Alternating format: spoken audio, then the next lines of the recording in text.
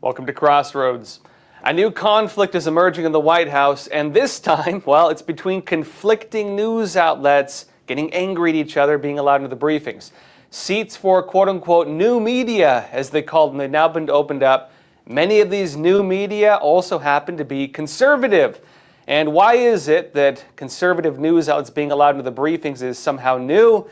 Well, it's because a lot of them used to not be allowed in there. And this is creating a lot of tensions now with the media that used to hold those seats. They're taking their chairs, and those happen to be most of the legacy media. Now, first, a bit on how we got here. Back in late January, Karoline Leavitt, the White House press secretary, she announced the White House was creating seats for quote-unquote new media in the briefing rooms.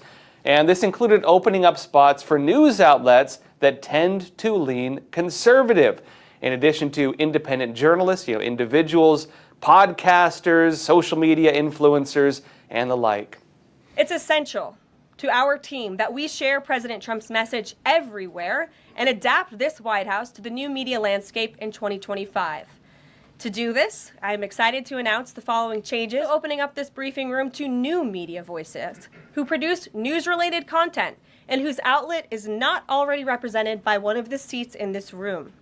We welcome independent journalists, podcasters, social media influencers, and content creators to apply for credentials to cover this White House. Starting today, this seat in the front of the room, which is usually occupied by the press secretary's staff, will be called the new media seat. Look, alongside this, there's been an ongoing controversy over the Associated Press. That news outlet has been blocked from the briefings at the Oval Office and Air Force One and was removed from the press pool. And this all started after it decided to not follow the Trump administration's name change of the Gulf of Mexico to the Gulf of America. They are dead naming the Gulf of America. A judge recently ruled the White House cannot just outright ban the AP like that. And the White House has found a way around that. They ruled that, basically what they've done now is they've limited the access of news outlets overall. So not only is it AP, it's also Reuters, it's also Bloomberg.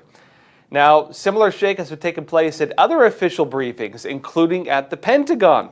Legacy news outlets there and elsewhere, including the New York Times and others, they now have to change their seats out. They have to rotate access to their workspaces. They have to share. CNN, for example, has to share with Newsmax. The Washington Post has to share with the Washington Examiner. Similar news outlets are having to share their spots with outlets from the other side of the political aisle, and a lot of them don't like that. They're taking their chairs. Now, a key part in all of this is that the Trump administration stopped allowing the White House Correspondents Association from deciding which news outlets get access to the key briefings on this, which ones decide who gets a seat and who does it, and so on. And, those decisions are now made by the White House. The issue with that, well, the White House Correspondents Association, it's controlled by a lot of organizations that include most of the mainstream news outlets that used to, obviously give themselves that access and deny access to many of their competitors. That has now changed. Moving forward, the White House press pool will be determined by the White House press team. Legacy outlets who have participated in the press pool for decades will still be allowed to join, fear not, but we will also be offering the privilege to well-deserving outlets who have never been allowed to share in this awesome responsibility. Just like we added a new media seat in this briefing room, legacy media outlets who have been here for years will still participate in the pool, but new voices are going to be welcomed in as well.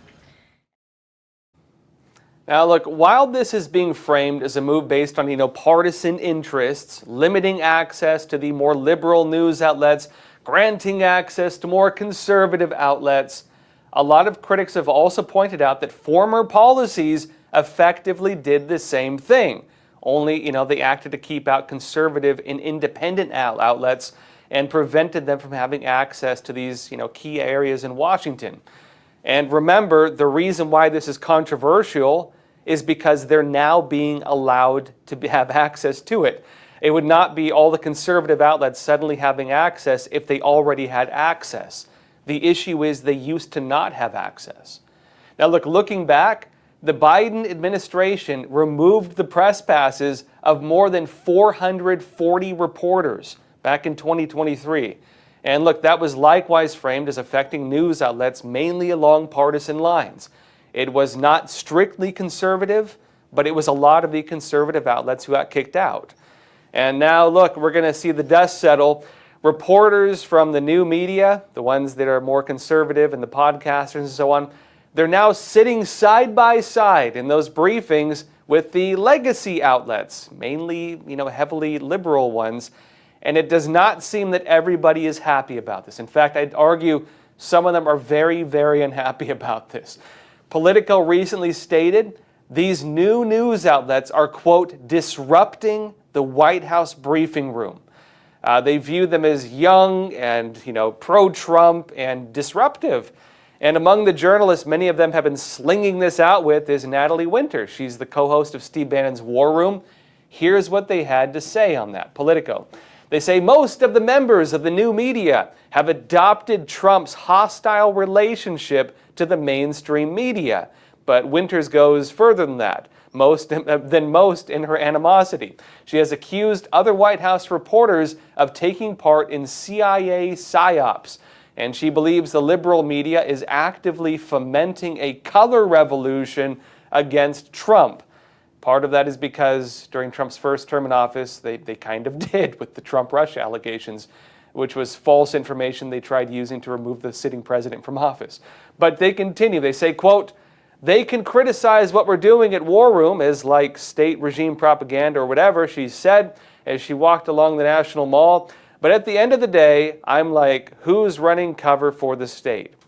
It continues stating, the administration's embrace of alternative conservative outlets continues a pattern from Trump's first term, but the divide between the MAGA-friendly media and their more mainstream counterparts has become visible in the briefing room in a way it was not before.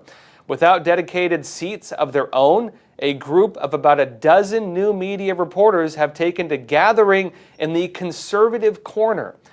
Now, I should note, why do they not have seats? It's because the legacy media used to run the Correspondents Association that decided who gets the seats, and obviously they gave the seats to themselves. And anybody who doesn't have a seat obviously has to stand. But they say this conservative corner, as some reporters call it, along the far wall of the briefing room near the new media seat that Trump's press secretary Karoline Leavitt has set aside for a rotating cast of alternative outlets and conservative influencers. It says the occupants of the conservative corner cut a sharp contrast to their seated colleagues. Many of the reporters in the gaggle are younger than the average White House correspondent, and a handful of them tote around handheld cameras or other DIY live streaming equipment. These youngsters with their newfangled electronics, folks. They add as well, their fashion choices, flashy ties and steep high heels stand out in the seat of gray suits and sensible flats. They chatter like old friends, which many of them are from prior reporting gigs, or even romantic partners, which at least two of them are.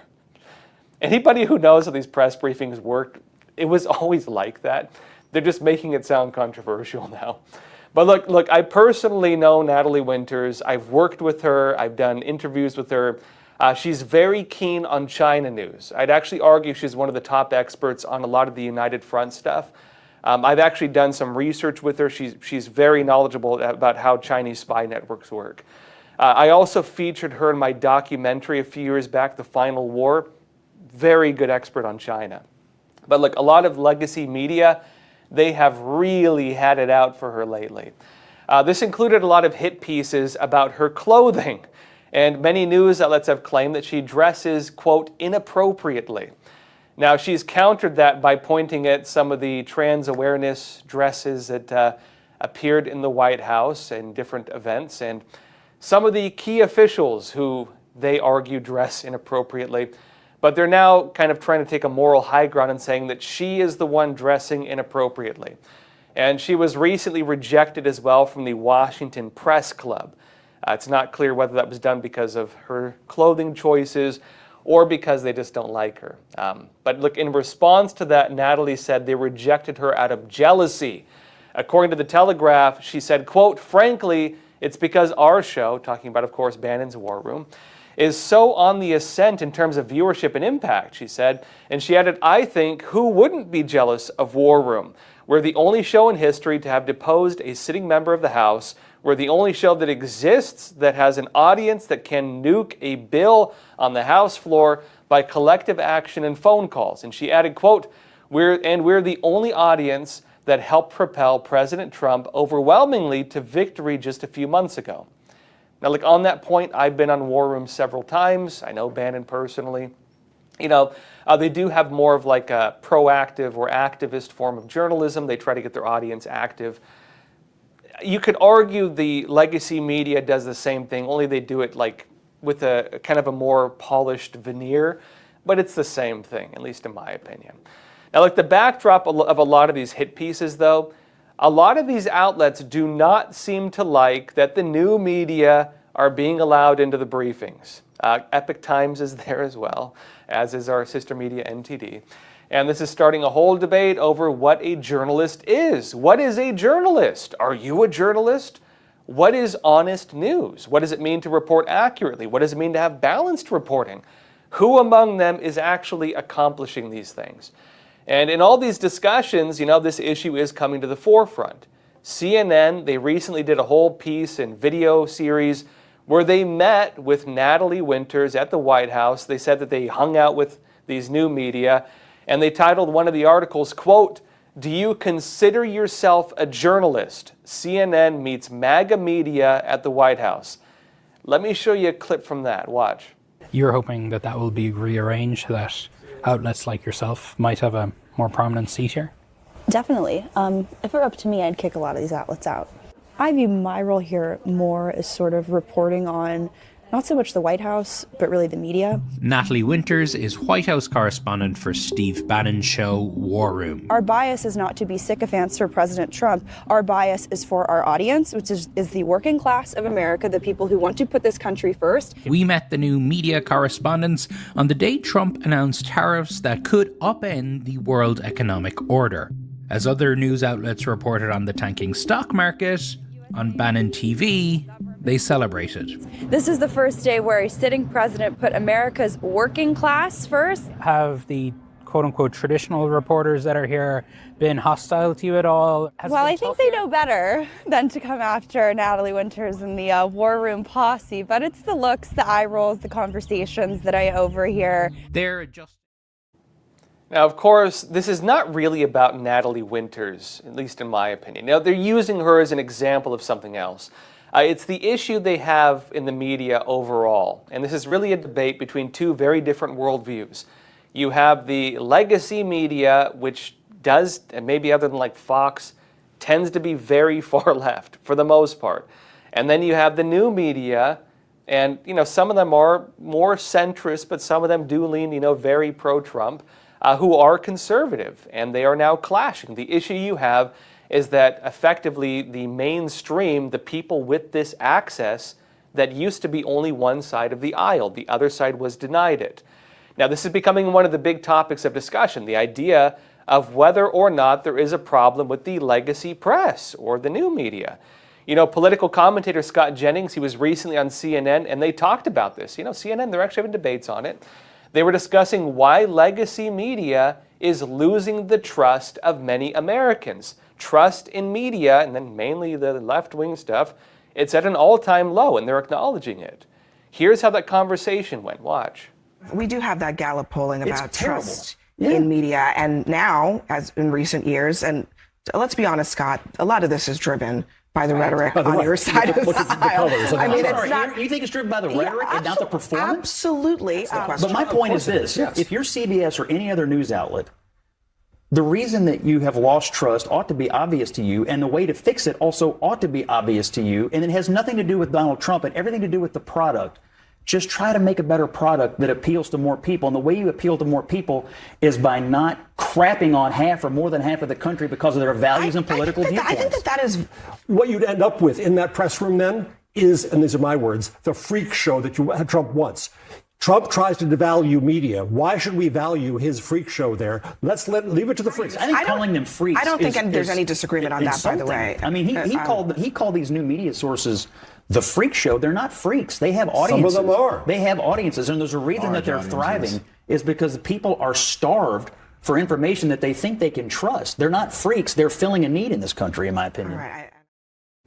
Now, look, without a doubt, and just being fair, the criticisms go both ways. Many of the legacy outlets, they very openly do not seem to like the new journalists getting access to those seats. And look, totally accurately, a lot of the journalists getting those seats, they very openly do not like the legacy news outlets, most of them. They don't like each other. Both sides believe the other has done something irresponsible. And if you ask me, that's just how the media should be. We shouldn't all just see eye to eye with everything. I think this is why you have different flavors for different folks, different political positions, right? And the issue, though, having that kind of access, having access to the White House briefings and the Pentagon briefings and everything else, that means you get to ask the questions that direct political discourse. If you only let one side of the political aisle direct political discourse, it means they get the exclusives. It means they get the leaked information. It means that when everybody else goes and shows clips, they have to use their videos. And by doing that, they establish themselves as kind of the foundation of the entire media system. By disrupting that, which Trump has now done, by disrupting that, by allowing in the other side of the aisle, by allowing in independents, by allowing in others, they have seized to a very large extent the power of exclusives and the power to direct discourse that only one side used to really carry.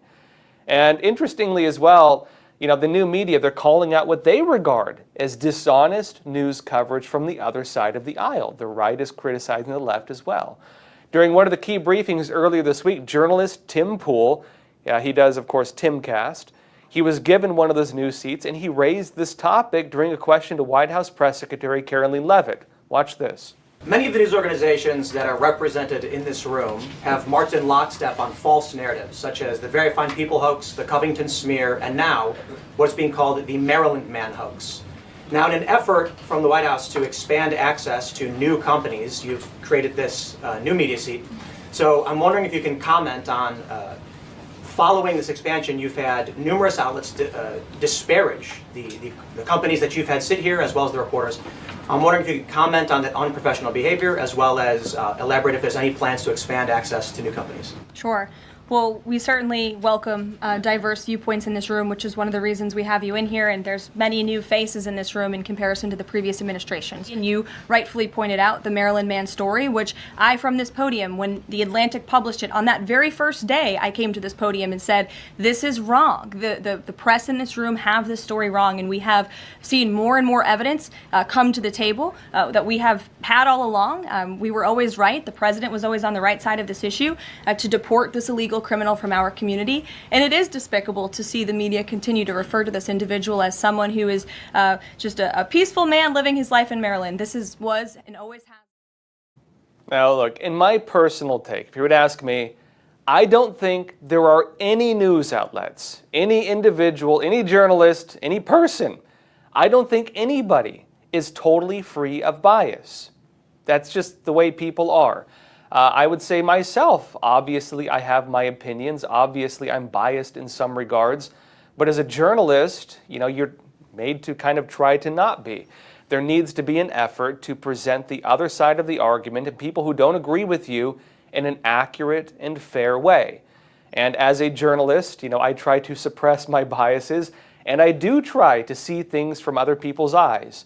The easiest way to do that, I think, is by imagining if the exact same thing you're witnessing was happening on the other side of the aisle and saying, how would I feel about that? It could be argued that many of the legacy outlets, they do have a left-wing bias. It could also mean that, when a Democrat holds office, they tend to ask questions and cover the stories in ways that are more favorable to their bias, which if someone holding office on their side is in office, well, obviously they're going to try to paint them well and paint everybody else negatively. I think with journalists, there is a temptation where you want to defend your side and you want to make the other side look bad. I don't think that's a healthy way of doing things. Personally, I believe that the purpose of journalism is to present as accurately as possible the situation. And that does mean presenting the arguments from the other side as they believe they should be argued. That is something I attempt to do on this show to the best of my ability. I will show you opinions that I don't necessarily agree with. And in my personal belief with journalism, I think that's how journalism should be. That doesn't mean that you do it like propaganda, though. You need to show the context, you need to show things missing from the argument. But being fair, you need to present accurately the opinions of the other side. And the reality is a lot of journalists, they don't like to do that, right? The reality is, too, when they criticize the new journalists, right, as we see happening now in these debates, when the legacy media is criticizing the new journalists of running cover for the Trump administration, the new journalists are saying, you used to do that for the other side. When Biden was in office, you were running cover for him, saying he's super cognitive off camera and everything's fine and everything's a conspiracy theory if you question anything we say. Not only did they do that, but they even tried engaging systems to get their competitors censored and deplatformed and demonetized. They tried even going after the finances of their competitors. Now that you have these new media in, they're the ones in power effectively. There's people on their side of the aisle. And as Tim Pool accurately noted, many of the other side, they have in fact peddled stories that have now been proven false. The idea that one side would say the other side has gotten stories wrong, it has gone both ways. To be human is to err. Everybody makes mistakes. The question is, are those mistakes sometimes intentional, with the intent, of course, of making your opponents look bad? In the current conflicts over narratives, we still see a lot of conflicting angles between both sides. If you were to ask me, this is healthy discourse. This is the marketplace of ideas. People should be able to present as accurately as possible their own viewpoints. They should be given a voice and let the best opinion stand. I think only when both sides can speak fully and freely and have access freely can you have actual discourse. And the problem with that is that if one side has in fact been lying or scheming or covering things up, they will be exposed for it when you allow normal, natural discourse to take place. But also I'd add, there are some really serious issues with this. One of the big ones being censorship. During COVID, there was the declaration of an infodemic, the information pandemic, that was officially declared by the World Health Organization, that was implemented in a lot of systems, even here in the United States, that had the effect of basically silencing anybody who went against the prevailing narratives, many of which have since been shown to be false. It is true. A lot of the things we were told was disinformation or misinformation, and a lot of the narratives that were used to frame a lot of these new media as being not journalists, a lot of those things have now been, exposed, and it has shown that many of those people who were labeled like that were right, and many people who ran cover for those narratives were wrong. This is part of the current discourse. And there are other issues as well, including with the broadcast licenses of some of the television media. And from the other side of the aisle, from the left, from a lot of the legacy media, they're saying this represents a censorship going the other way. At the center of this current debate is 60 Minutes. It's one of many examples, but it's one of the key ones. Donald Trump is suing them for $20 billion, billion with a B, for allegedly editing an interview with Kamala Harris during the 2024 presidential elections. He argued they did selective editing, they took things out of context, re-clipped it, and did it in a way that made her sound a lot better than she actually did. They managed to get the full video and has been shown. They massively edited it. And he's arguing you intentionally made her look good, and you seem to have done the opposite with me, Trump. This is what Donald Trump had to say on this whole issue in an April 13 post on Truth Social. He said, quote, "Almost every week, 60 Minutes, which is being sued for billions of dollars for the fraud they committed, again, allegedly, right, according to him, in the 2024 presidential election with their interview of failed presidential candidate Kamala Harris, mentions the name Trump in a derogatory and defamatory way. But this weekend's broadcast," he said, adding some additional criticisms of them. He said, tops them all. They did not one but two major stories on Trump, one having to do with Ukraine. And he adds, and the other story was having to do with Greenland, casting our country as led by me falsely, inaccurately, and fraudulently. And he said, I am so honored to be suing 60 Minutes, CBS Fake News, and Paramount over their fraudulent, beyond recognition reporting. And he added last sentence, hopefully the Federal Communications Commission, the FCC, as headed by its highly respected chairman, Brendan Carr, will impose the maximum fines and punishment. And remember, he can actually remove their broadcast license. He said, which is substantial for their unlawful and illegal behavior. He said CBS is out of control at levels never seen before, and they should pay a big price for this. Now, obviously, the President of the United States coming out to effectively sue and possibly deplatform a major media, is that government censorship? You know, you could argue, although it's personal, right? He's doing this as his own lawsuit. Now, it is possible CBS could settle with Trump on that lawsuit. That's causing a huge internal storm at CBS over whether they're losing some of their press freedom. They're basically saying, look, the President of the United States is trying to dictate how we report things. Daily Mail said this. They said CNN's Jake Tapper launched a scathing attack on CBS owner Cherie Redstone for bending the knee to Donald Trump on Tuesday, following the resignation of longtime 60 Minutes producer Bill Owens. You know, said Owens, 58, had been the executive producer of the CBS News magazine since 2019, but told staff in a memo on Tuesday that he has come to realize he is no longer able to, quote, make independent decisions based on what was right for 60 Minutes, right for the audience's mind, right for the audience, amid the president's $20 billion lawsuit against the network, the New York Times reports. Now, on that, effectively what they're saying is, they're saying they're losing their press freedom.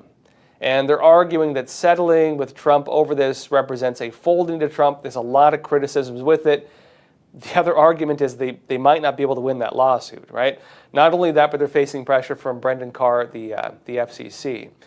Now, a lot of conservative news outlets point at this and say, well, how the tables have turned, because a lot of them were sued for billions of dollars over, allegations the 2020 elections was rigged. Fox News had to, fire Tucker Carlson over that. They had to, basically revamp their entire media. A lot of news outlets on the other side have faced huge pressure. Newsmax, OANN, Gateway Pundit. Most of the conservative media, most of the big ones, have faced very similar targeting, very similar lawsuits, and very similar actions that they similarly interpreted as effectively being state-run censorship. How the tables have turned. Now it adds here, quote, Trump has claimed the network, again, going back to the controversy with 60 Minutes, the network's deceptively edited an October 60-minute interview with then Vice President Kamala Harris by cutting down her word salad answers to a question about the Israel-Hamas conflict. It says, by doing so, he claims the network was helping the Democratic nominees secure the White House. It adds, employees at the network, though, have said they were simply trying to fit Harris's answers into their 1-hour broadcast. To their defense, it is common, of course, for news outlets, especially, not so much print media, but video, to edit things to make them more concise. They might be able to argue that. But it adds this, quote, still, network executives are said to be under intense pressure from Redstone to simply settle the suit, to not fight the allegations, because it might go to discovery, right? The public is going to see it and it could damage their reputation. It adds, quote, as she tries to sell the company to Skydance Media, which is owned by Oracle founder Larry Ellison. Effectively, what's happening right now is that a lot of media, including CBS and a lot of others, they're being reconsolidated. One of the problems you have that a lot of the mainstream media is effectively under a very small handful of corporations. Some of those corporations are trying to distance themselves from the news media because they're damaging the IPO of the entire, holding effectively. They're trying to separate the infected part and distance a bit from it so it does not drag down the entire stock. And look, there's also the additional issue on top of all of this. Donald Trump has been dealing with the media, mostly going against him, going all the way back to his political campaign for the 2016 elections. This has literally been going on for over a decade now. And to be totally accurate, a lot of the news reports against Trump going back to 2015, many of them were later proven to be false. Donald Trump was targeted by fake story after fake story and fake claim after fake claim, and they've been debunked over and over and over and over again. The biggest one being the whole Trump-Russia hoax, which, again, the special counsel at the time investigating that did in fact determine was the result of confirmation bias. A lot of people wanted so badly for it to be true that they just spread it. That was the allegation, kind of writing off intentional deception and intentionally undermining the entire first term of his time in office. But the point with this is that Donald Trump knows how the game works. He's seen it. And many people in his administration, they've dealt with it as well. A lot of people who are now in key positions are people who stood by him during the past 4 years when Trump was facing a lot of legal challenges. A lot of them, at the very least, watched it happen. Some of them even worked as journalists. Defense Secretary Pete Hegseth, he used to be with, of course, Fox News. Assistant FBI Director Dan Bongino used to be with Fox News, later did his own show. They're very quick now to call out hit pieces that they regard as fake. Because again, boy who cried wolf, you can only cry, scandal so many times before people stop listening. And for a lot of people, they believe this has impacted the general credibility and trustworthiness of a lot of these outlets. One example of this, Dan Bongino, recently, he called out the New York Times for planning a story which he alleges is not accurate. Populous Times explains it this way. They say FBI Deputy Director Dan Bongino recently debunked a recent New York Times hit piece accusing the liberal outlet of sensationalizing a recent sparring match he undertook with fellow agents.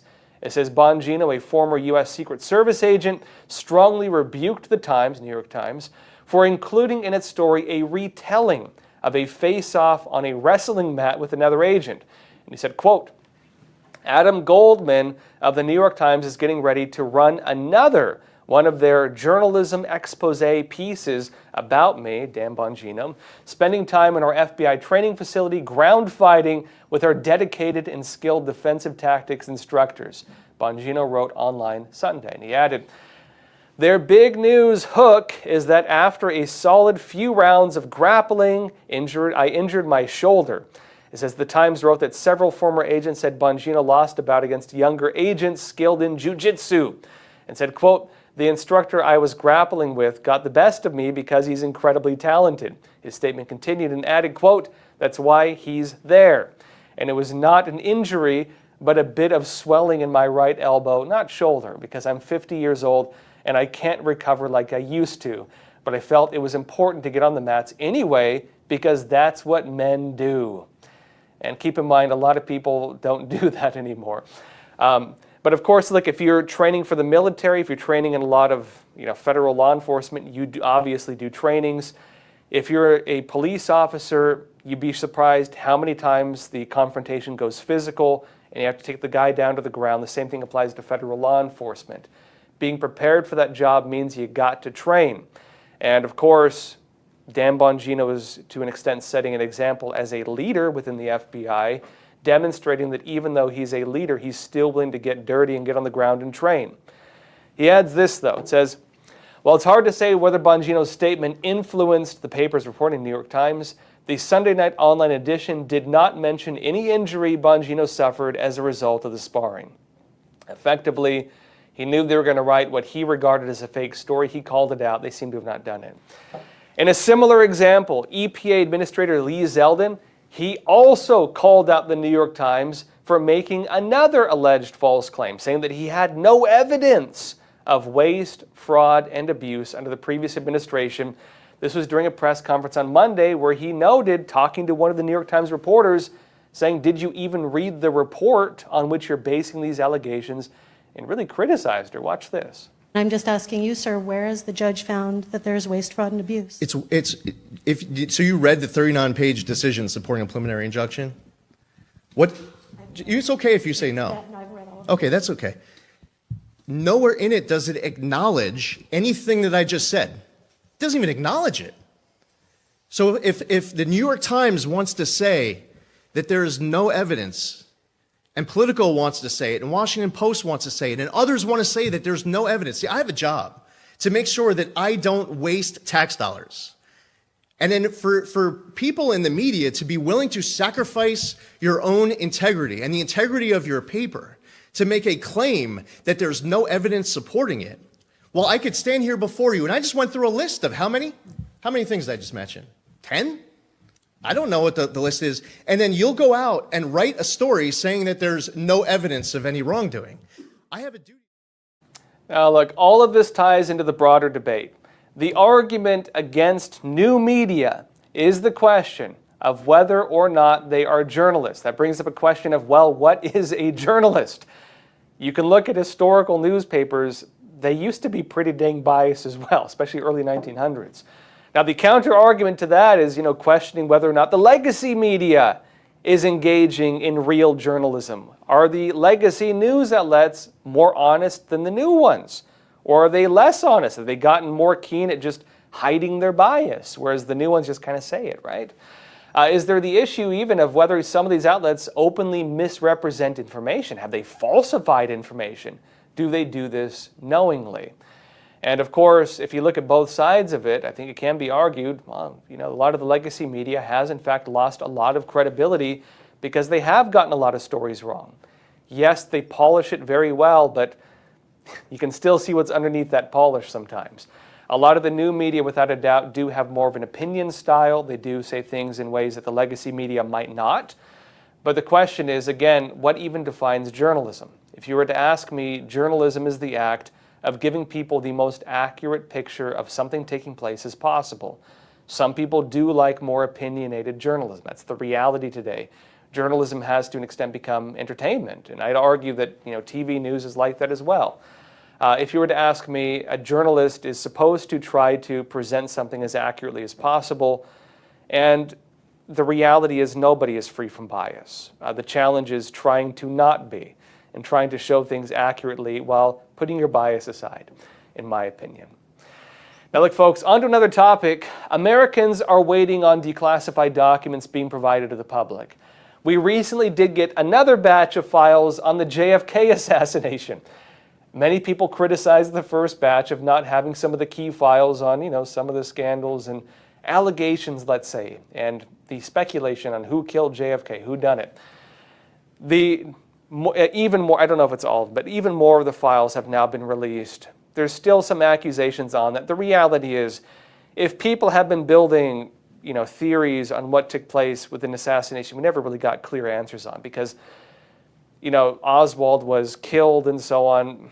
You never really got a real trial on it. Obviously, if that happens, people are going to have questions. We never got real answers on it, and the released information is not really giving clear answers. Debates remain, doubts remain, but there's a lot of other stuff we're trying to get right now. Another big one right now is the files on the late child sex trafficker Jeffrey Epstein, the guy who ran the Lolita Express, the guy who ran Epstein Island, Little St. John's, and who were the clients. We know that he was convicted for sex trafficking. We know his associate was convicted for it, Ghislaine Maxwell, of course. How do you convict somebody for committing a crime, selling children to clients, but the clients are not charged? People want to know who the clients were and why they're not being charged. Now, during the swearing in of the chairman of the Secretaries and Exchange Commission in the Oval Office this week, Donald Trump addressed this when asked by the press. He is now saying these documents on Jeffrey Epstein will be delivered. Watch. The Epstein files? I don't know. I'll speak to the Attorney General about that. I really don't know. I know that we've done the RFK. The Kennedy, Martin Luther King is out there very shortly, so we'll find out. But we've really announced we're doing them in full transparency. When we did JFK, people would say, oh, maybe it wasn't all, it was all. And people actually went up to the office and they looked at some things that were, not really easily available. And they were amazed that we gave it all. And I don't know if it solved any problems for people. People still have questions one way or the other, but I'm not. But 100% of all of these documents are being delivered. Yeah, please. Now, we were anticipating getting the Epstein files already. You might remember the Justice Department was moving to declassify and release, quote unquote, all of the files. They were provided in envelopes to a select group of journalists and online influencers, mostly on the conservative side. And it turned out that not all of the files were included. That first leak was kind of a dud. It was mostly just files that were already made public in leaks. And the big criticism was not only had they already been public, but the new files were just more redacted than the ones that were already public. You could argue because they had the names of individuals, right? That led to additional investigations. The Justice Department determined that many of the Epstein files had in fact been concealed from the Attorney General and, again, FBI Director Kash Patel. They were not given all the files. The question was, well, who hid it from them? Now, they did allegedly retrieve the files. They were allegedly being held somehow by an individual at the Southern District of New York, the FBI headquarters there. Kash Patel went there personally, allegedly, and managed to get those files back. We're now waiting on their release. They have not yet been released. Now, look, in other news, though, the State Department is launching a new campaign. It's one that aims to reduce the bloat and bureaucracy of the agency, and it could see a huge reordering of it. I'll be talking about this more after we come back from a quick break. Experts agree. One of the best ways to protect against financial uncertainty is to diversify your portfolio. Learn how physical gold and silver can secure your retirement funds from today's economic challenges. With a gold IRA from American Hartford Gold, you can safeguard your wealth with no penalties or taxes when you transfer your current qualifying retirement accounts. Call now and our precious metals specialists will send you a free information kit, no cost or obligation. American Hartford Gold, a trusted industry leader with an A+ from the Better Business Bureau, has a 5-star rating from thousands of happy clients. Whether you are getting physical precious metals in a gold IRA or delivered to your doorstep, we offer only the highest quality gold and silver. For your peace of mind, we also offer a no-fee buyback commitment, a low price guarantee, along with free shipping and free insurance. So don't wait. Call the number on your screen today and secure your financial future.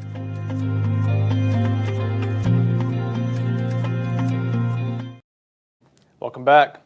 The State Department is launching a brand new campaign, and this one aims to reduce the bloat and bureaucracy at the agency.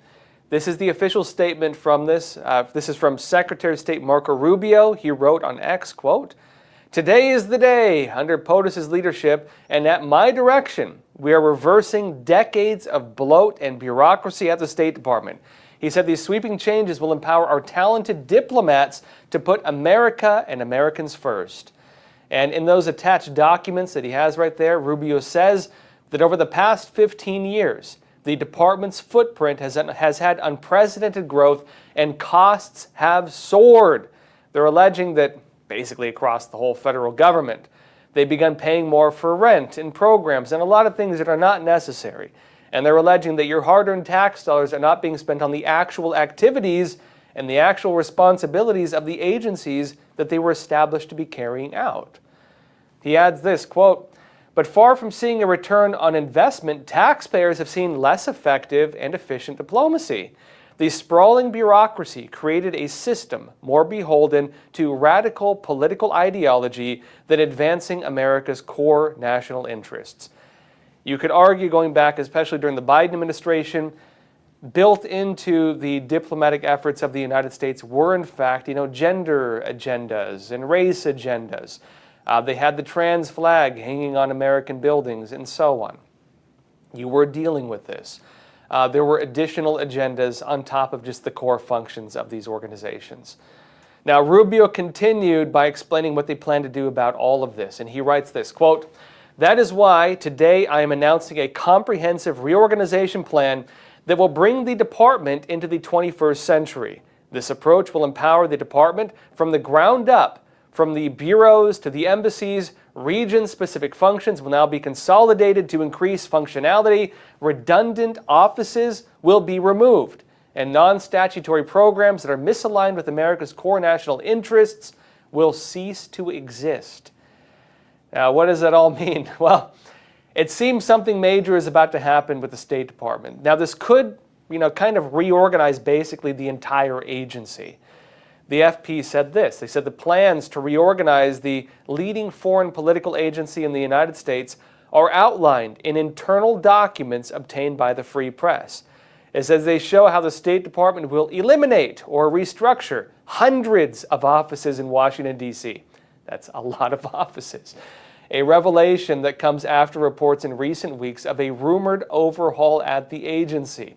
It says the State Department is bringing its number of offices down from 734 to 602. That's still a lot, but they note that's a 17% reduction.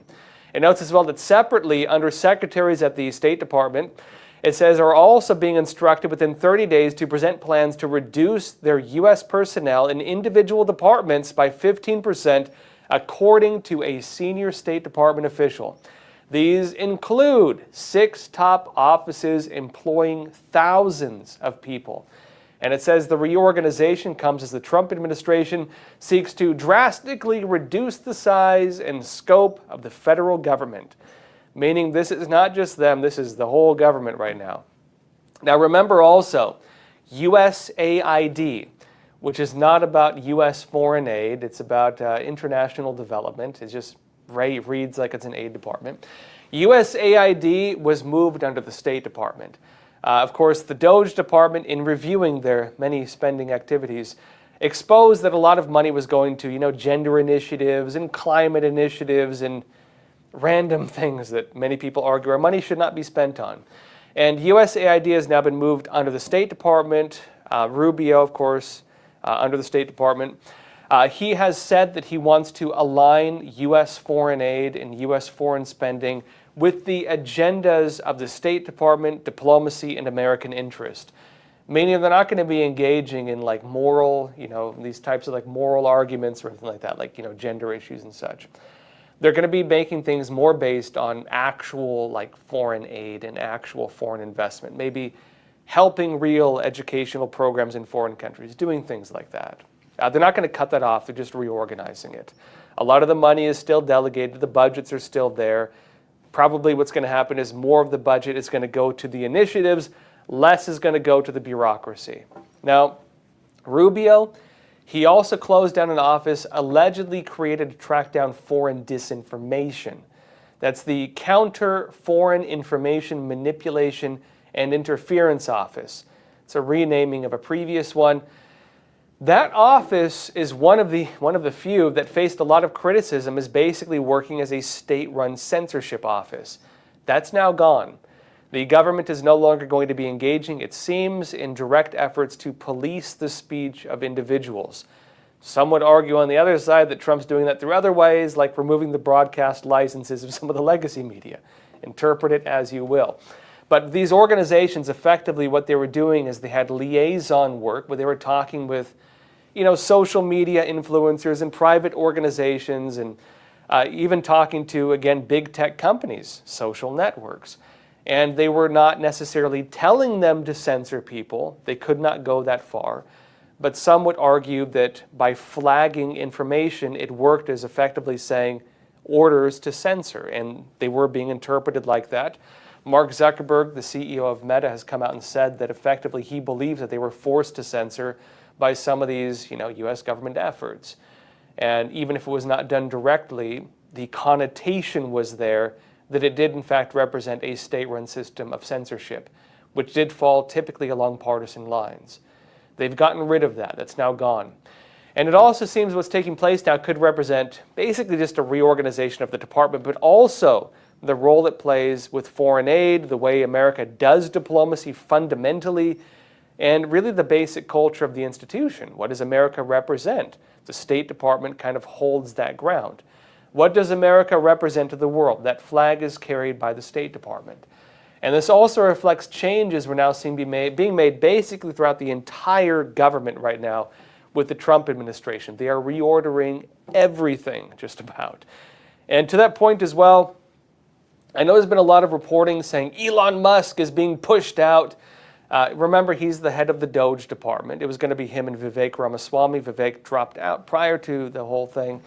Elon Musk has been leading the efforts of working with government agencies to investigate spending, investigate programs, and to reorganize things to make them quote-unquote more efficient. That has led to the consolidation of a lot of agencies, the firing of a lot of people, and the elimination of a lot of programs. Massive examples of what they consider to be waste and fraud and abuse. Although the other side would argue it is not waste and fraud and abuse. There have been a lot of allegations that Elon Musk is being pushed out because of conflicts. The fact that is being left out of a lot of that reporting is that Elon Musk he's designated as a special government employee. If you get a special government employee status, you can only hold that for 120 days. Donald Trump's 100 days in office is going to be next week. That means that even based on legal parameters of the very nature of Musk's employment as a special government employee, he only has 20 days left, legally. And so a lot of media, at least in my opinion, they've been misrepresenting that fact. He has 20 days left. That is the very legal parameter of the, again, method that was used to hire him. He cannot legally continue serving in that unless Trump finds a way to just renew that or reinstate him, which he might do. We'll see. The other side of that is the Doge department is not going away. When Trump established it was for about 2 years. That means that the way Trump established it is that the Doge department will wrap up its operations right ahead of what Trump is saying is going to be the celebration of America. That is the 250th anniversary of the United States.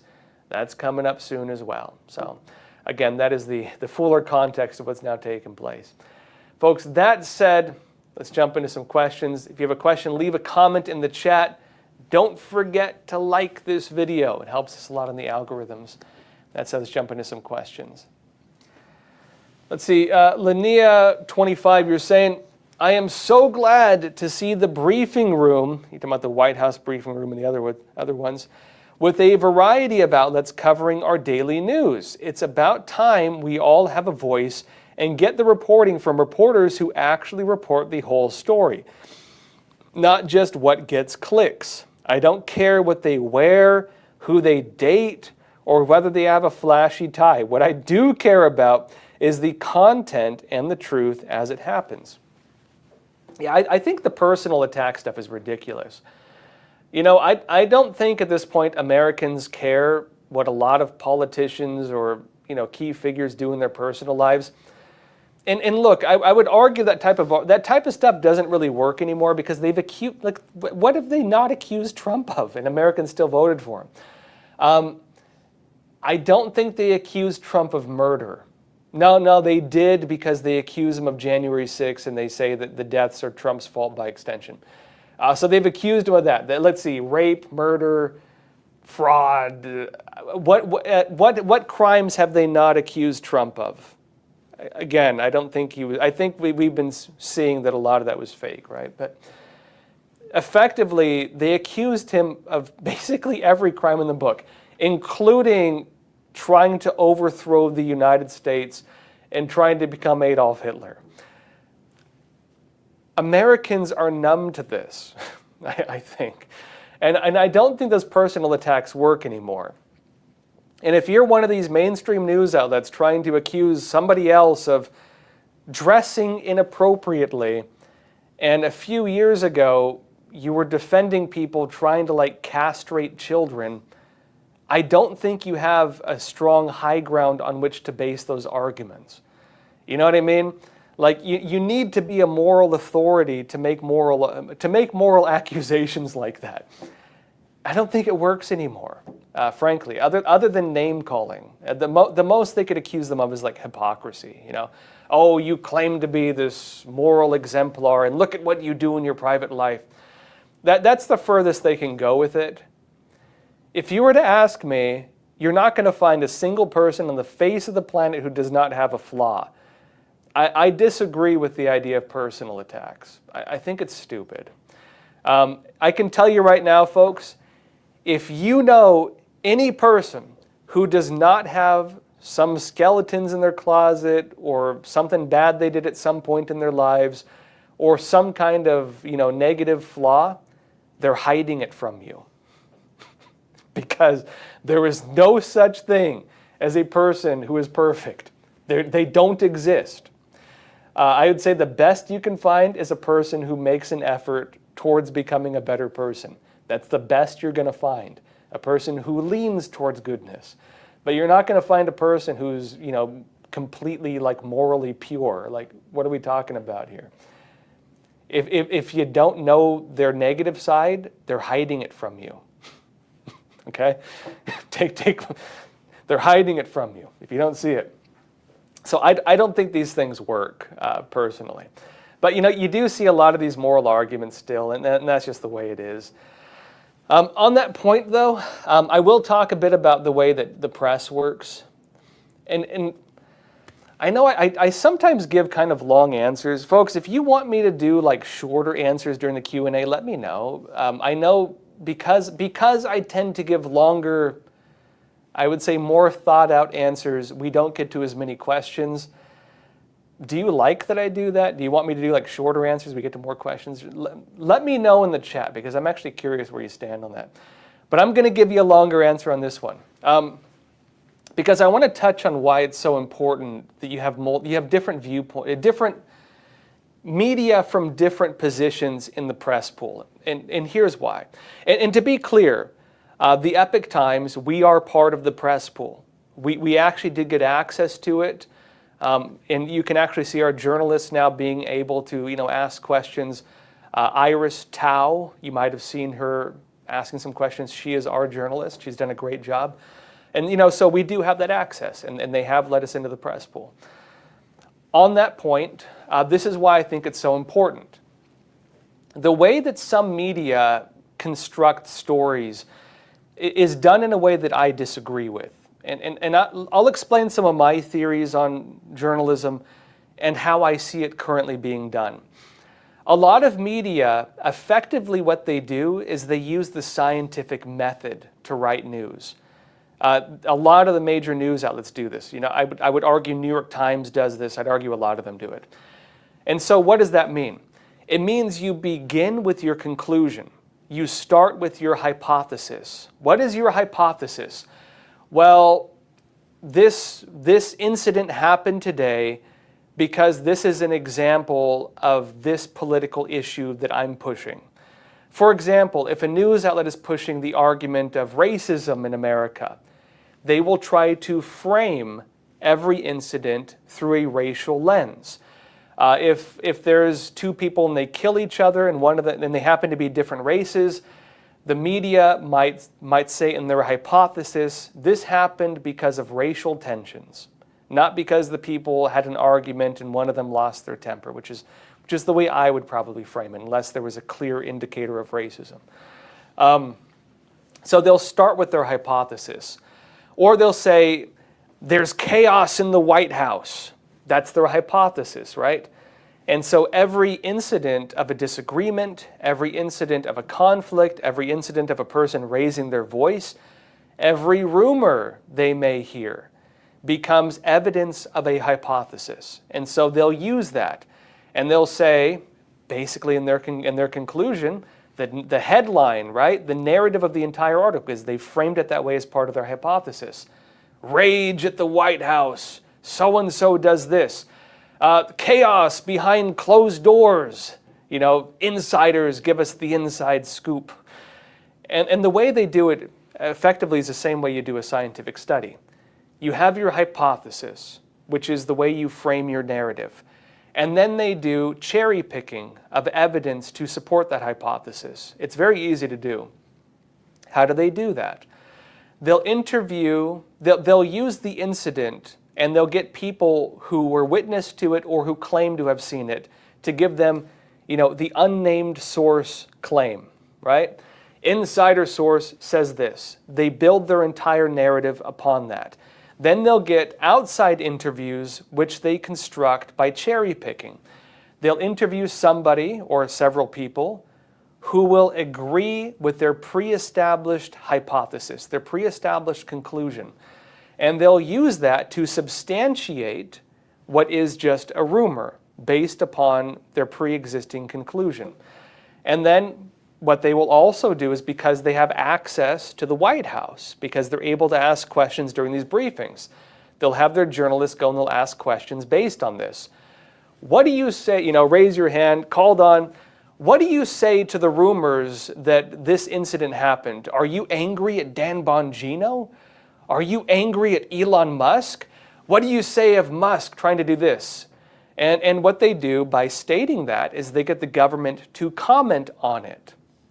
Now what happens is that creates one story. They can then concoct their article based upon what was a pre-existing bias, I would say, a pre-existing conclusion that was effectively formed based on nothing. They built a story with no foundation other than rumors and hearsay, right? And that's how they do it. And then what they'll do after that is every consecutive day, they will keep the narrative alive. And so the next day, they'll have their reporter saying, so-and-so responded to this, and it could be, for example, a government official on their side of the aisle who reacted to their article, or an organization, maybe even a law firm that reacts to their article, or the talking heads who react to their article. And because they've then triggered reactions within the public debate, more figures come forward, influential figures whose comments become the basis of news stories. They then use those comments to further the narrative. And so they'll then the next day go to those press briefings and they will again ask a question. So-and-so said this, what is your response to that? And they have to respond to it. Even if they don't respond to it, they say White House refuses to answer question of growing chaos within the White House, for example, right? They'll respond to it or not respond to it. Then that response will elicit additional criticisms and additional narratives and additional stories. And before you know it, other media are doing articles based on their reporting. Other media are interviewing key figures. You have politicians on their side of the political aisle reacting to it. You have politicians on the other side of the political aisle criticizing it. And effectively what they have done is started the very thing that they manufactured in the first place, which is chaos, or the image of chaos. And then they can create rumors of conflict between individuals, where they can even manufacture chaos. And that furthers their reporting, it furthers the narrative, and they can continue advancing a narrative which they manufactured from the get-go. It was never true, but they created it. They do that all the time. They do that with race narratives, they do that with gender narratives, they do that with any issue they're trying to push, right? They do that with everything. And so when you remove that power from them, and you allow other voices in the White House, and maybe the person asking questions will start avoiding those journalists because they know what they're doing, or they'll just, what the White House you see doing now is they just criticize them. They're like, how dare you ask such a stupid question? That is absolutely false. There's no issue like that. And then, they'll call on another journalist and they'll ask another question, right? Eventually what you're going to see is what I think you're already watching now, which is a disruption in the entire lifeblood of how narratives are formed and narratives are perpetuated. Look, folks, I'm a journalist, right? I've been a journalist for 20 years now, or 19 years. I've been a journalist for 19 years. I started in 2006. I know how the game is played. I hate it. I despise it. I think it is dishonest. I think it is damaging to society. I find it to be reprehensible. And as you know, in a lot of my work, Whether for my health and safety and mental well-being or not, I often have exposed things like this. The COVID argument, a lot of the January 6th narratives, a lot of the key things that were spread that I said were not true. And I was attacked for saying that many times, and over the course of time, it was shown that I was right. You know, I'm the guy who says the emperor has no clothes, and why do you keep saying he's wearing clothes? My life would probably be easier if I didn't do that. But that's also part of my personal approach to journalism. And my theory on journalism is based on this. I would say, what is the role of a journalist? Why do people consume news? Well, there's two sides to it. I think these days they want to be entertained. News has become entertainment. And I think people like to have just conversations, which is why in my show we do these Q&A sessions, for example. But also I think people want to have an accurate understanding of the world. They want to know what happened. And I would say the role of a journalist is as simple as that. You need to present people with an accurate picture of what took place. And that does mean sometimes you need to put aside your opinions, and it means sometimes you can't follow the pack. You don't engage in what used to be criticized as pack journalism, where you just follow what everybody else is saying, and you need to think for yourself. Now, you could argue with the new media. I'd argue a lot of them do think for themselves. A lot of them do not engage in conventional pack journalism. You could criticize some of them of being more opinionated, but I do think they're very clear with their opinions. And they have become a little more like entertainment. But if you go back in history, actually, you can read, especially journalism like in the late 1800s, early 1900s, especially during the yellow journalism era, news used to be like that. So saying that that's not news is not really accurate either. And even if you look, I'm actually a big fan of the way journalism was done around the 1920s and 1930s. I've actually built my approach to journalism more around what you would find written at the time of the 1930s, which is more explanation-based. I have more of an approach, more of a conversational style. I've studied a lot of older books on journalism. When I went and studied, I went to school, of course, but when I never graduated, I went to school.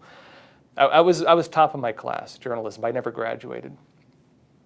Because I got involved in a huge investigative piece on Chinese espionage, as some of you know, which started my career as an investigative journalist. That started when I was still a student.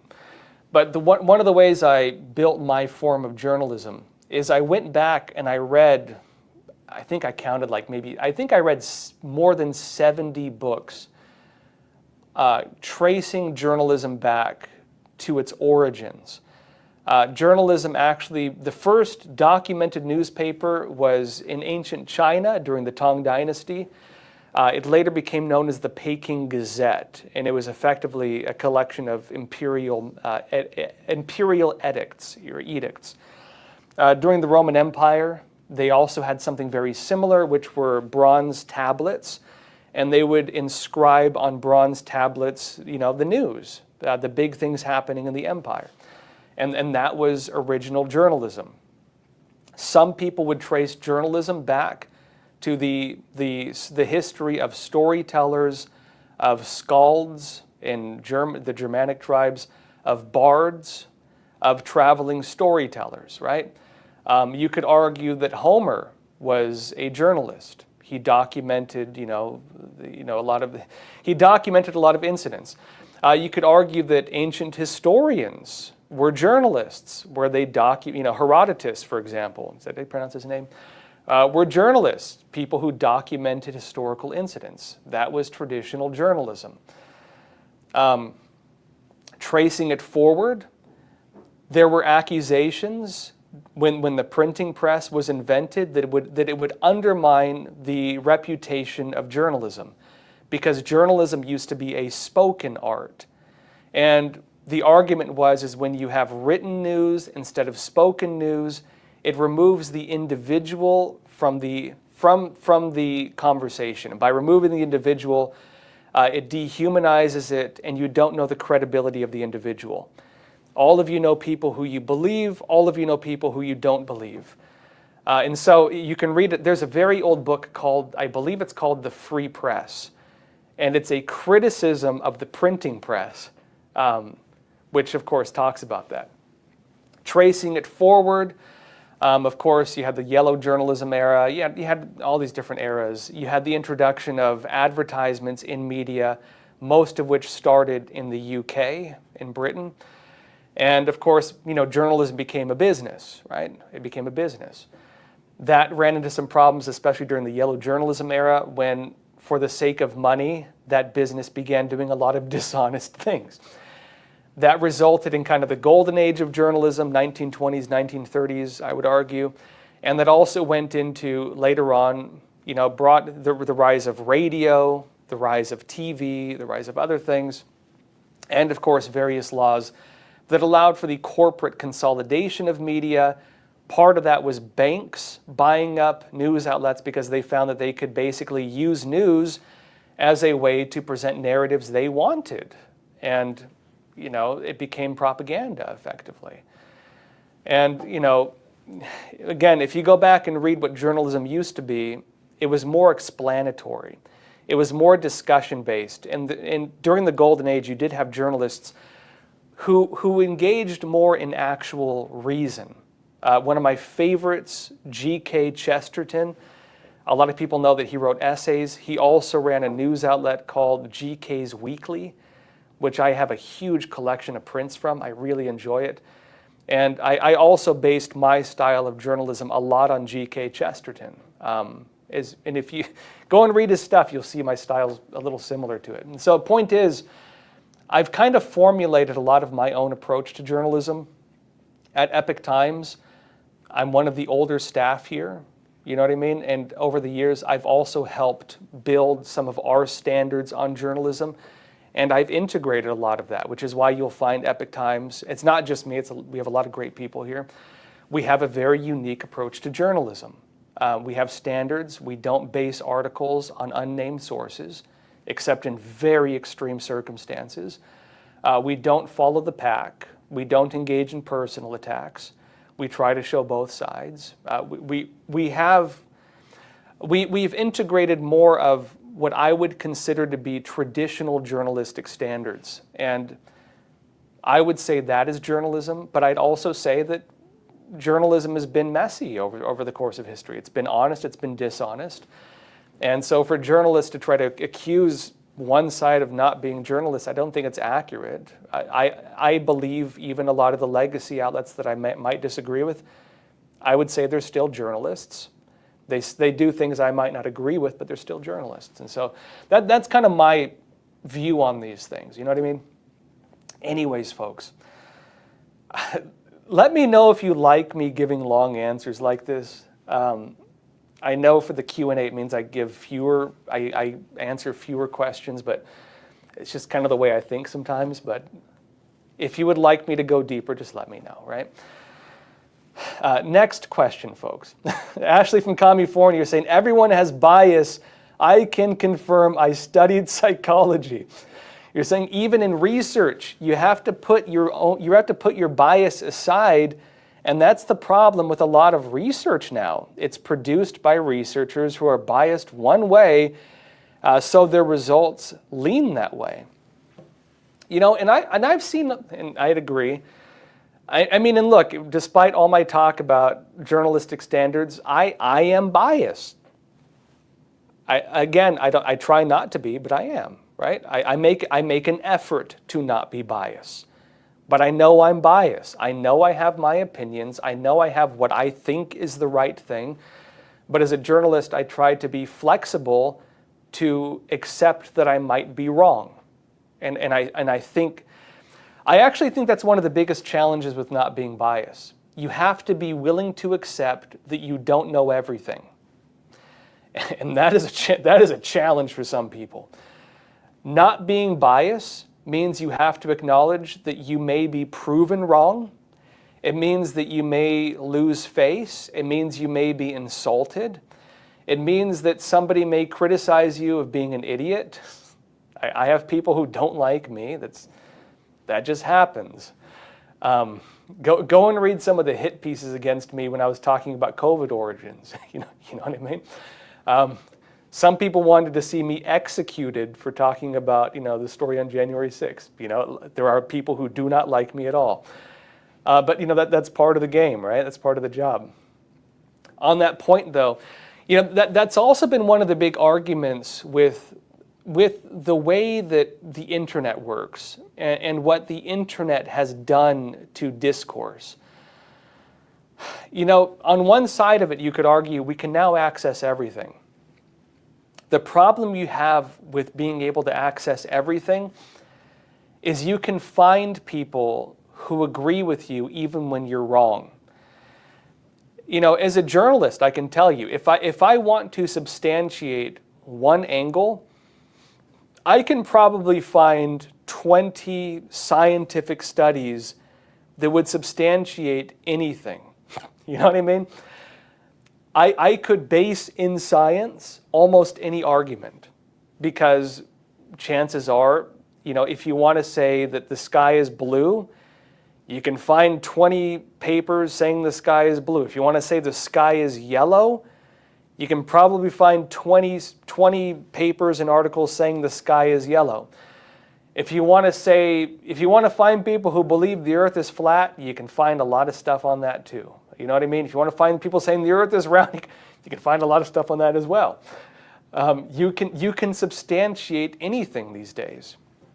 And so the problem you have with that is that people have built silos. They've to an extent gone back to tribalism. And it's very easy to only look at things within your silo. It's very easy to only look at things within the circle of people who completely agree with you. And then you have even divisions within silos where you have silos within silos. You know what I mean? And so I'd say that this has, to an extent, made the bias worse. And not only has it made bias worse, it has also made the conflicts between silos worse. In my personal opinion, I think real discourse could resolve that. I think that, what I talk a lot about the founding fathers and their ideas about Thomas Jefferson, for example, talking about the marketplace of ideas, open discourse, Socratic dialogue. I believe this can resolve that, and I think it's healthy for people. But it does mean that you need to be willing to hear things you may not believe. It means that you may have to acknowledge that you got something wrong, and it means you have to humble yourself a bit. And that's not easy to do. I don't like doing it either.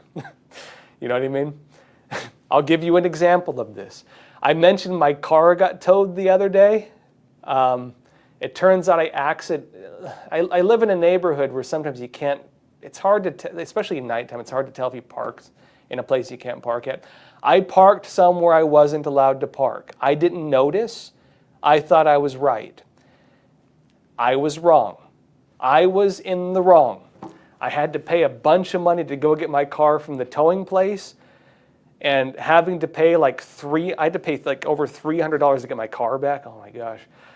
And I had to have a runaround for literally hours. And I had to deal with a situation where I did not do it intentionally, but I was in the wrong. And I did not like acknowledging that, especially when I had to pay money for it. You know what I mean? It's not a pleasant thing to deal with, but I had to acknowledge I was wrong. It was by accident. I parked somewhere I shouldn't have, and it was my fault, right? And so, it's not comfortable to have to deal with that. You know what I mean? Anyways, another question here. James Dyson, you're saying, Josh, this is kind of off topic, but can you elaborate on why the entire western half of the U.S. is lefty, the entire west coast down around north of Mexico and up the interior with Nevada and Utah? What in the heck is going on out there? Well, okay, folks, I'm a Californian. I come from the West Coast. The mask is removed. I've been a Californian all along. I know they get framed that way. It's not really true. I grew up in I grew up all over the place. I grew up all over the place. But I mainly grew up in San Diego. San Diego, it's part of California. It is more conservative. My family is more of a military family. And in San Diego, you have a lot of military bases. You have a lot of military families there. My next door neighbors were a military family. The kids who grew up with a military family. I didn't know that many liberals growing up. You know what I mean? I grew up in California. Most people I knew were relatively conservative. Most of the kids I went to school with, they've grown up to be people who are relatively conservative. Later on, I moved to New Jersey. I grew up, in Ocean County. I lived between the two because my dad lived out there. Most of the people I knew were conservative because Ocean County is like the conservative circle in New Jersey. Jersey's a blue state. I was in the conservative part of it.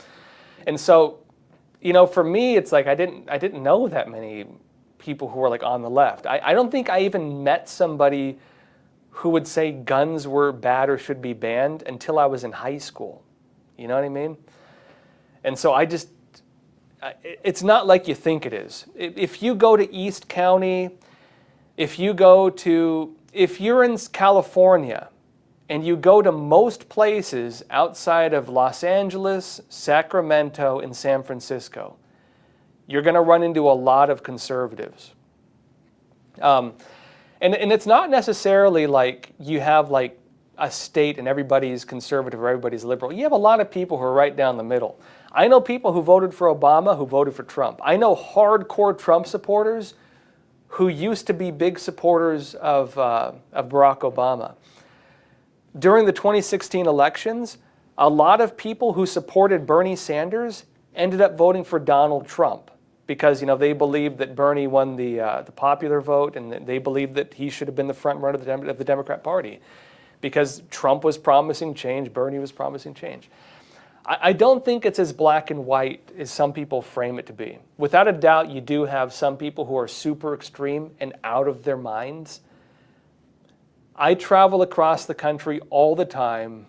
I make an effort to get out. Like I work in New York. If I didn't, I'd be in like the ivory tower here and I wouldn't see other opinions. I meet people all the time. And I think journalists should. I think journalists need to do that. You need to get on the ground and meet with people and be normal. You know what I mean? And I think that's necessary because you need to understand people. The other problem though you have is that you do risk getting into an echo chamber, right? And this creates the problem.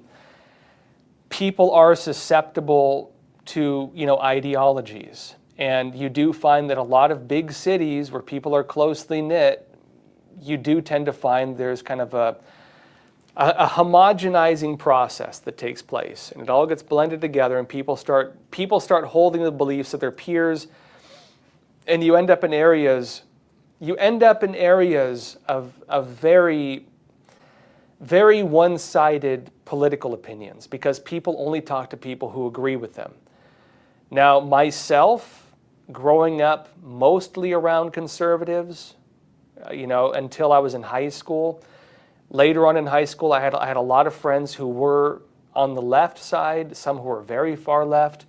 I have friends who were like full-blown socialists, you know what I mean? I had friends who I didn't even know their political positions, but you got to learn. I think it is healthy to learn how people think. I think there is a danger of becoming siloed. And that does happen. Again, the biggest example would be cities.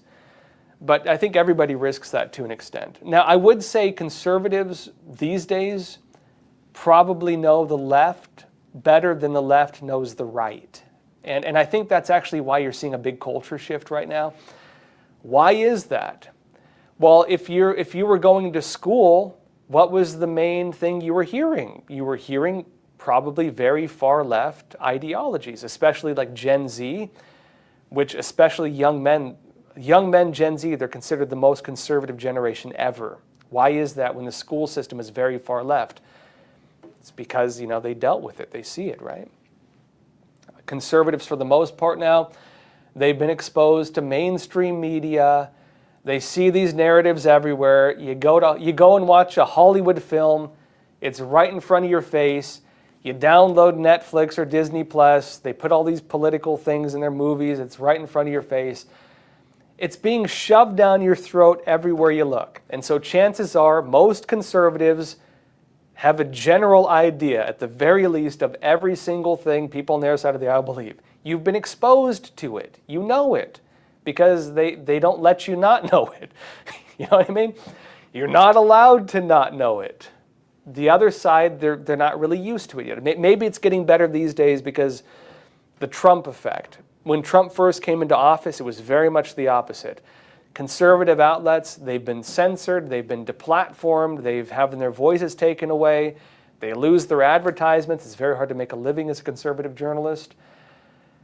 In schools, you weren't allowed to have a lot of these opinions, that you could be, attacked for it. You could lose your job in some places. You get labeled, you get attacked, you get singled out. And so, the other side of the political aisle, they weren't as exposed to this stuff. And so I would say that has become a problem in the major cities where that side of the political aisle is more common. But I don't necessarily think it's a state-by-state thing. And I do think you're starting to see a lot of places become, quote-unquote, purple. New Jersey could become a swing state based on polling from the last election. Some were saying California could become a swing state. And, there's a lot of wild cards. Is Trump right that he had illegal aliens voting in elections? Well, that might not happen next time. What's going to happen if you have voter ID? Well, will that stop people from voting, or will that stop illegal votes? I don't know. But that could change the way people vote as well. You might see some states change. And even in middle America, you have a lot of states that have shifted from red to blue. I believe like Colorado's surprisingly gone very far left, actually. And there are efforts to turn other ones blue. Like there's a big effort in Idaho I'm aware of right now. So it's not there's a lot of factors with it, at least in my opinion, right? Folks, last question here, because I talk a lot about this stuff. You say, this is from Thorpe. You say, Josh, please recommend a book for your chatters. Okay, you want me to recommend a book? Okay. If you want my book recommendations, I don't know how interesting some of you would find them. I started reading the classic version of King Arthur and his Knights recently. I'm reading the Old English version, which is like phonetical. I don't know if that'd be a good recommendation. What else am I reading right now? Let me think.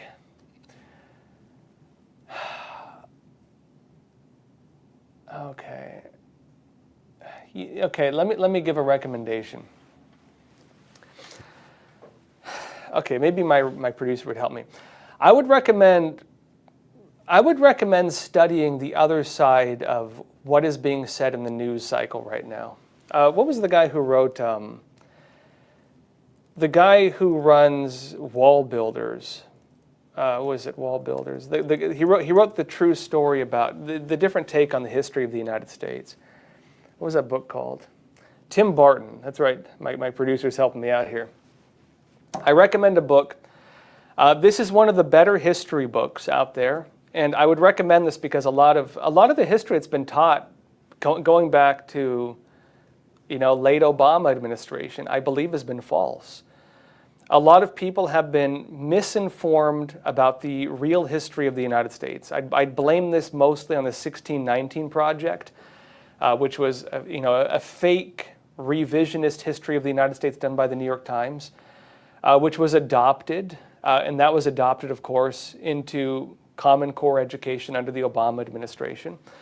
But even before that, a lot of fake history has been peddled in the United States, going back to Howard Zinn, who was a communist, and his book, The People's History of the United States. Absolute falsification of history. Tim Barton, fantastic guy.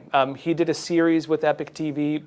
If you haven't seen it, you can watch. If you're not a reader, Go and watch the series that Tim Barton did with the Epoch Times. We have a series on Epoch TV, you can watch it.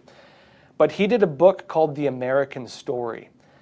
He co-authored it with his father. I went and I checked it. I actually went to their footnotes and I bought reprints of all of the, not all, but a lot of the historical books they cite. Wall Builders has I believe, the largest private collection of historical American documents. If you're in Texas, go visit them. It's fantastic. They're based in Texas. They have a museum there. It is fantastic. They're called Wall Builders. But the book, which is, of course, The American Story by Tim Barton, it consolidates a lot of this history.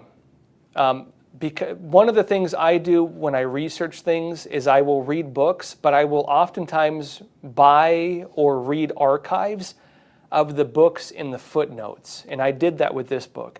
I bought a lot of the books they cite. And these are like, American history books from the 1800s. It's the personal journal of Christopher Columbus, which is really interesting, by the way, and deeply misrepresented. It's the writings of, of a lot of American historical figures who tell a very different story of America. That book is very good. If you don't have time to read like 100 books, you know what I mean? Go and read The American Story. It'll give you a very different picture on American history and a very different picture on what this country really stands for. Highly recommended. And also, go and watch our show on it.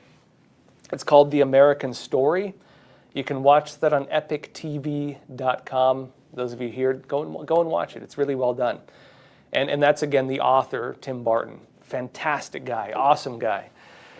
All right, folks, that said, my team says they'll leave the link in the description. So go and check out the description for the link. I think they have it right in the chat as well. And that is, again, theepochtime.com/EpochTV/The American Story. Link in the chat, link in the description. All right, folks. Anyways, thank you for enjoying, I guess, my long answers to things. Join me again tomorrow for more long answers. Today is, of course, Thursday. I'm learning my days of the week. So join me tomorrow, Friday, folks. Thank you so much for being here. Don't forget to like this video. It helps us a lot. I will see you tomorrow. And in the meantime, please take care of yourselves, stay informed, and stay free. Thank you.